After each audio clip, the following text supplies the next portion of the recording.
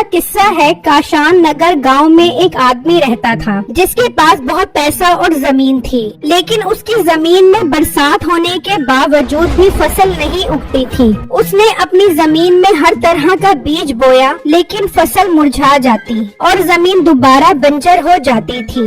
ये बात उसके लिए बहुत परेशान कुन थी। मालिक, इस बार भी फसल मुरझा गई है, मैं अभी देख कर आ रहा हूँ। ये तुम क्या कर रहे हो? इस बार तो हमने जमीन में बीज भी बहुत महंगा बोया था, फिर भी फसल मुरझा गई। जी मालिक, फसल मुरझा गई है। मुझे तो लगता है इस जमीन पर कोई फसल नहीं उग सकती। मालिक, एक मशवरा है अगर आप मानो तो। हाँ मुंशी, बताओ क्या मशवरा है तुम्हारे पास? मालिक, मैं तो कहता हूँ इस जमीन को औने पौने रेट पर बेच दो। इस तरह तो आप अपना पैसा और मेहनत दोनों जाया करोगे। हाँ तुम ठीक कह रहे हो, जमीन पर लिख कर लगा दो कि ये जमीन बराए फरोख्त है। फिर मुंशी ऐसा ही करता है और जमीन पर लिख कर लगा देता है। इस तरह कई दिन गुजर जाते हैं। फिर एक आदमी की नजर उस पर पड़ती है। वो जमीन देखकर बहुत खुश हो जाता है और जाकर ये खबर अपने भाई को बताता है। बैठा भाई, अपना काम बन गया। साथ हमारे गाँव में एक जमीन बराए फरोख्त है, कमाल की जमीन है। मैं तो कहता हूँ फौरन इसका सौदा बना लो,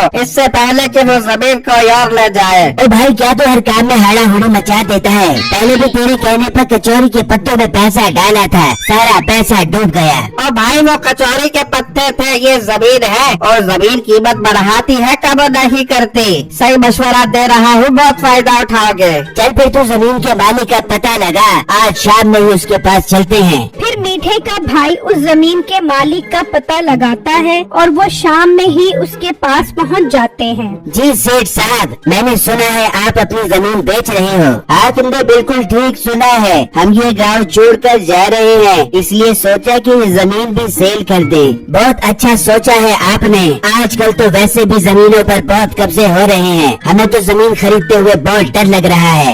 ये सुनकर जमीन का मालिक डर जाता है और कहता है, नहीं भाई, तुम्हें डरने की जरूरत नहीं है। तुम ये जमीन खरीद लो, मैं तुम्हें सस्ती दे दूंगा। सस्ती? कितनी सस्ती दे दोगे तुम जमीन मुझे? मैं तुम्हें 5 लाख रुपए की दे दूंगा। मीठा ये सुनकर खुश हो जाता है और कहता है, 5 लाख रुपए बहुत ज्यादा है, अगर देनी है तो 3 लाख रुपए में दे दो, वरना हम जा रहे हैं। चल छोटे, चल यहाँ से।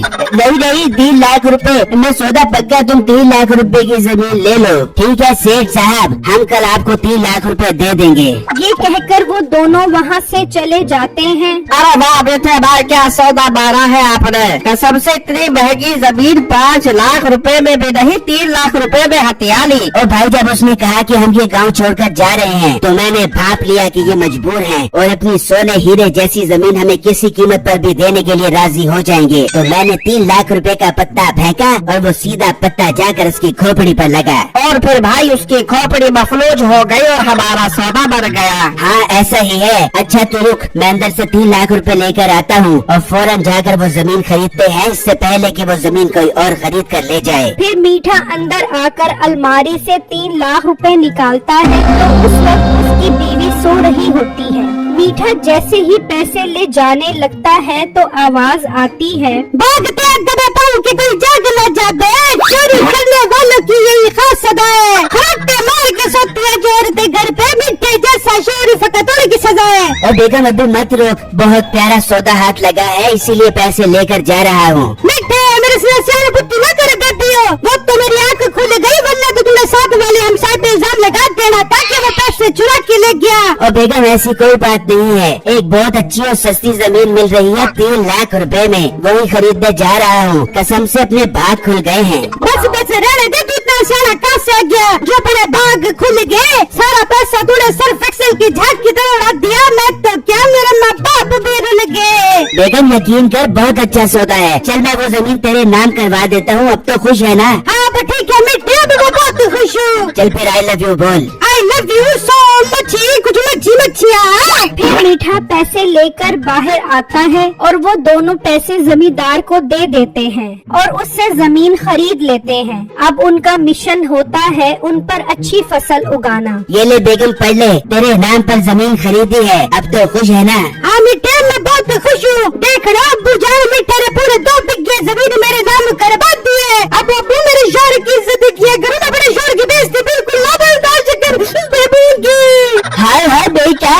हम सब मीठे की इज्जत करेंगे। अच्छा मीठे जमीन तो खरीद लिया, अब इस पर कोई अच्छी फसल उगा ले ताकि पैसों की लड़ने लग जाए। बेगम तू फिक्र मत कर, मेरे जहन में बहुत अच्छा आइडिया आया है। आज ही मैं जाकर मजदूरों से बात करता हूँ और जमीन ठेके पर दे देते हैं, हर महीने पैसे आएंगे। मिठे बहुत बड़ी बात की है, चल भाग के जाओ, जाके जमीन को ठेके पे दे के जा। फिर मीठा और उसका भाई साथ वाले गांव में बिट्टू नामी लड़के के पास जाते हैं और उसे जमीन ठेके पर देने का कहते हैं। बिट्टू ये सुनकर खुश हो जाता है और ये बात अपने बाप को बताता है। बेटा देख ले, अगर फसल में नुकसान हो गया तो हम इन्हें पैसे कहाँ से देंगे। अब्बू ज्यादा फिक्र मत करे, मैं दिन रात मेहनत करूँगा और जमीन में छोड़ा उगलने वाली फसल उगा कर रहूँगा। फिर अगले ही दिन से बिट्टू जमीन पर फसल उगाना शुरू कर देता है और शाम तक वो बहुत थक जाता है और घर आकर सो जाता है। अगले दिन जब वो खेत में जाता है तो देखकर हैरान रह जाता है कि फसल सारी की सारी मुरझा गई है। बिट्टू समझ जाता है कि ये जमीन किसी भी किस्म की फसल नहीं उगा सकती। वो ये बात जाकर मीठे को बताता है तो मीठा कहता है, और मोटे पेट वाले, मैंने तुझे जमीन ठेके पर दी थी, अब वो फसल उगाए या ना उगाए मुझे कुछ नहीं पता। मुझे तो बस मेरी जमीन के पैसे चाहिए, वरना मैं तेरा जीना हराम कर दूंगा। बिट्टू ये बात सुनकर बहुत परेशान हो जाता है और अपने बाप को ये बात बताता है।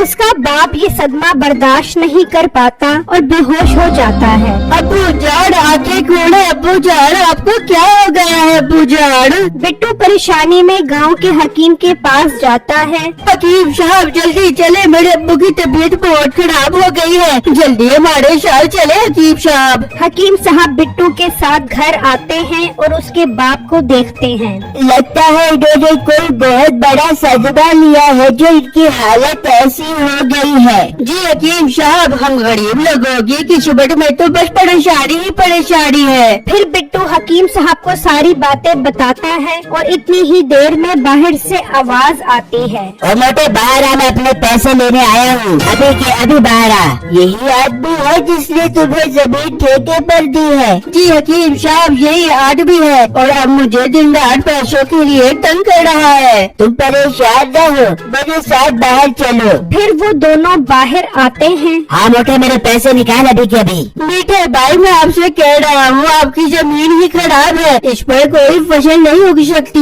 मेरी जमीन खराब है या तेरी नीयत खराब है? पैसे देता है या अभी पुलिस को बुलाऊं? बेटे मेरी बात सुनो, इस गरीब लड़के को 1 हफ्ते का टाइम दे दो। अगर ये 1 हफ्ते में तुम्हारे पैसे ना दे सका तो मैं तुमसे जमीन खरीद लूंगा।